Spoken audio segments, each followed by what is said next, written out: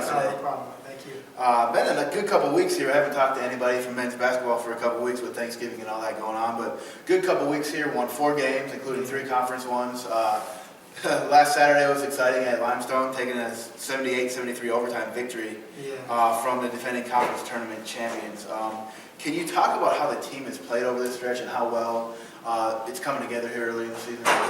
Well, we've been mainly focusing on defense. Defense has really been one of the things Coach Pace has been instilling in us, and trying to make sure we get our rotations and stuff together. We're rotating from one side to the next side, but mainly keeping it out of the middle defense is a big part of what Coach Pace wants us to do. Yeah, and you mentioned that defense. Average 11 steals a game so far through 6 games, and you forced teams into 4 times with 20 or more turnovers.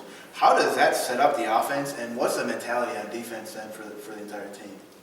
Defense is, once again, defense is a big key. The guards usually try to get a little trap. That's our main thing, is trapping. So we get a good trap in, and that forces our forwards to rotate and get where they got to get to. At least it's steals leads to fast breaks. And that's what we want to do. We want to try to get in there and run. That's our main goal, is running. Yeah, and everyone's kind of been on the same page in the games that I've seen here at the Student Center. Yeah. It helps when everyone's on the same page defensively. As I mentioned, Saturday was a big win at Limestone in overtime. Had a lead, they came back, and then kind of went back and forth there for the final few minutes, and they sent it to overtime with a late 3. A couple of them in the last 10 seconds. Can you talk about the resiliency of the team, just taking those runs and then having to just responding every single time? I know you had a few baskets there, Logan Lyle, CJ Good in overtime. Just coming back after those runs and how that can help later in the year.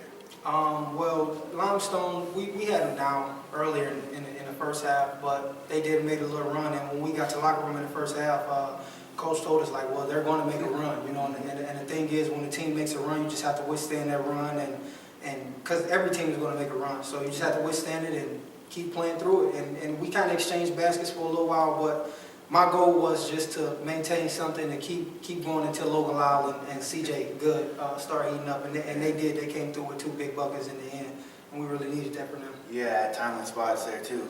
Personally, for yourself, you had scored a career high 21. Yeah. Had your own personal little run there to get King back into the lead early in the second half.